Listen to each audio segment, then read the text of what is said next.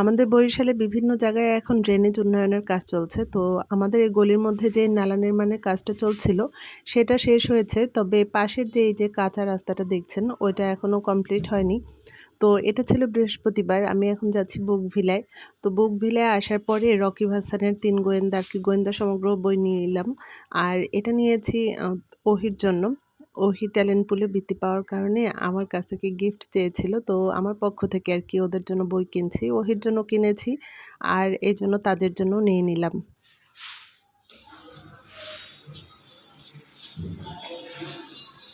ডাকো দাদুকে ডাকো। ডাকো দাদু আসো। আতো। আর এটা ছিল শুক্রবার। এখন রাত ৯:৩০ বাজে। তো আমরা এসেছি বিএফজি রেস্টুরেন্টে। বিএফজি রেস্টুরেন্ট তো আমাদের বাসার পাশেই। তো দূরে কোথাও যেতে হয় না। রেস্টুরেন্টে গেলে দেখা যায় যে ভালো যেই রেস্টুরেন্ট ২ টা বিএফজি আর হট প্লেট ২ টাই আমাদের বাসার পাশাপাশি। ওহির বৃত্তির রেজাল্ট যেদিন দিয়েছে সেদিনই বাবা বলেছিল যে আমাদের সবাইকে চাইনিজ খাওয়াবে ওহির ট্যালেন্ট পুলে বৃত্তি পাওয়া উপলক্ষে। তো এরপরে তো ওদের কোচিং খোলা ছিল, যাওয়া হয়নি। আর বৃত্তির রেজাল্টটাও তো দিয়েছিল পরীক্ষার মধ্যেই। তো পরীক্ষার মধ্যেই বাবা যেতে চেয়েছিল। তো আপনাদের ভাইয়া বলল যে, "না, পরীক্ষাটা শেষ হোক তারপরে যাব।"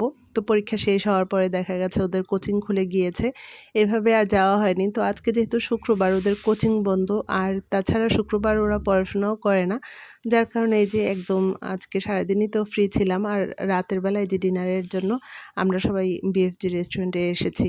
তো আরফানের নানা ভাইও এসেছে। আরফানের নানু ছিল না, তাই নানা ভাই একা এসেছে। তো ১ম এই সোপ আর অন্থন অর্ডার করেছিল। যেকোনো রেস্টুরেন্টের থাই স্যুপটাই আমার কাছে বেশি ভালো লাগে। আর এখানেও থাই স্যুপটাই অর্ডার করা হয়েছিল।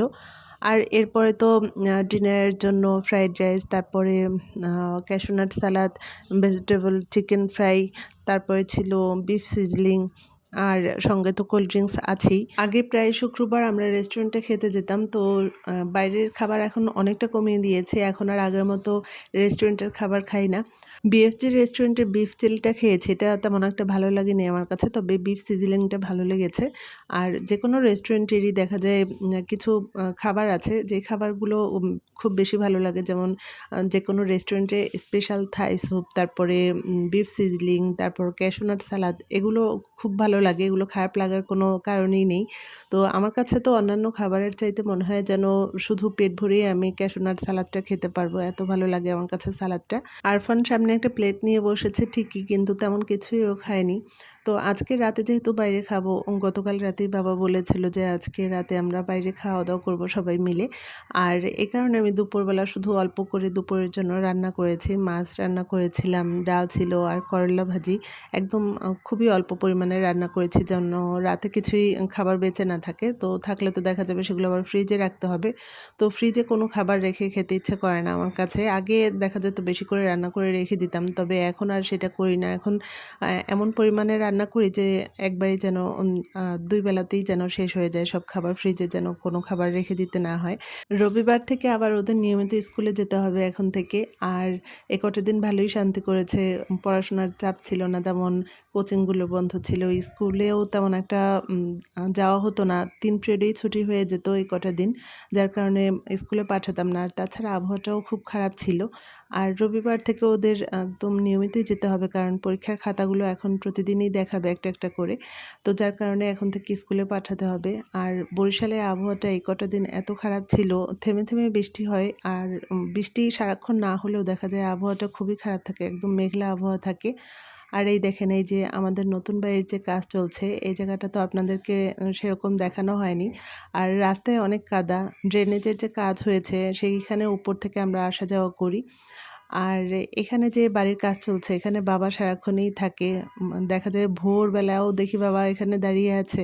নয়তো একটা চেয়ার নিয়ে বসে আছে। বৃষ্টি হলেও দেখা যায় ছাতা মাথায় দিয়ে সে কাজ দেখছে।